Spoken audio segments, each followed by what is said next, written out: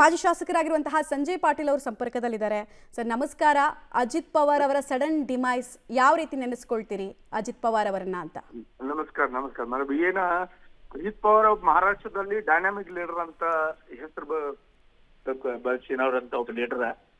ಅದ್ರ ಜೀವನ ಎಷ್ಟು ಸುರಕ್ಷಿತ ಇದೆ, ನಾವು ಏನು ವಿಚಾರ ಮಾಡ್ತೀವಿ, ನಮ್ದೇನ ಜೀವನದಲ್ಲಿ ಒಂದು ಗಳಿಸ್ತೀವಿ, ಅದೆಲ್ಲಾನು ಕೂಡ ಒಂದು ಕ್ಷಣದಲ್ಲಿ ನಾವು ಕಳ್ಕೂತೀವಂತ ಇದೊಂದು ಉದಾಹರಣೆ. ಅಜಿತ್ ಪವಾರ್ ಬಾಬು ಒಳ್ಳೆ ರಾಜಕಾರಣಿ. ಮತ್ತೆ ಇತ್ತೀಚೆಗೆ ಅವರು ಬಹಳ ಸ್ಪೀಡ್ ನಲ್ಲಿ ಹೋಗ್ತಾ ಇದ್ರು. ಬಹಳ ಒಳ್ಳೆ ಅಡ್ಮಿನಿಸ್ಟ್ರೇಷನ್ ಹಿಡ್ತ, ಹೈಯೆಸ್ಟ್ ಉಪಮುಖ್ಯಮಂತ್ರಿ ಅಂತ ಕೆಲಸ ಮಾಡಿನಂತ ಒಬ್ಬ ಕರ್ನಾಟಕದಲ್ಲಿ ಆತರ ನಾವು ಸಿದ್ದರಾಮಯ್ಯ ಅವರ ಹೈಯೆಸ್ಟ್ ಫೈನಾನ್ಸ್ ಬಜೆಟ್ ಕೊಟ್ಟಿನವ್ರ, ಅವ್ರು ಮಹಾರಾಷ್ಟ್ರದಲ್ಲಿ ಕೊಟ್ಟಿನವ್ರ.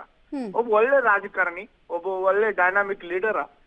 ಮತ್ತೆ ಈಗ ಶರದ್ ಪವಾರ್ ಅವ್ರ ಕಾಕಾ ಅವ್ರಿಗೆ ಬಿಟ್ಟು ತಂದು ಪಕ್ಷದ ತಂದು ಗುರುತ್ವವನ್ನು ಮಾಡಿಸಿನಂತ ಒಬ್ಬ ವ್ಯಕ್ತಿ. ಆದ್ರ ಸಾವನ ಎದುರುಗಡೆ ದೇವರ ನಿಯತಿ ಎದುರುಗಡೆ ನಾವು ಏನೂ ನಡೆಯುದಿಲ್ಲ ಅಂತ ಇದು ನಮ್ಮ ಕಣ್ಣು ಎದುರುಗಡೆ ಇರುವಂತ ಉದಾಹರಣೆ. ಅವ್ರ ಪರಿವಾರದಾಗ ಏನೀಗ ಒಂದು ದುಃಖ ಇದಿದೆ, ಅದಕ್ಕೆ ನಾವೆಲ್ಲರೂ ಕೂಡ ಸಹಭಾಗಿಯಾಗಿ ಅವ್ರಿಗೆ ದೇವ್ರ ಶಕ್ತಿ ಕೊಡ್ಲಿ ಅಂತ ದೇವ್ರಿಗೆ ಪ್ರಾರ್ಥನೆ ಮಾಡ್ಬೋದು ಅಷ್ಟೇ. Right sir, thank you. Public TV ಜೊತೆಗೆ ಮಾತನಾಡಿದಕ್ಕೆ ಸಂಜಯ್ ಪಾಟೀಲ್ ಅವರ ರಿಯಾಕ್ಷನ್ ಸಂತಾಪವನ್ನು ಸೂಚಿಸ್ತಾ ಇದ್ರು.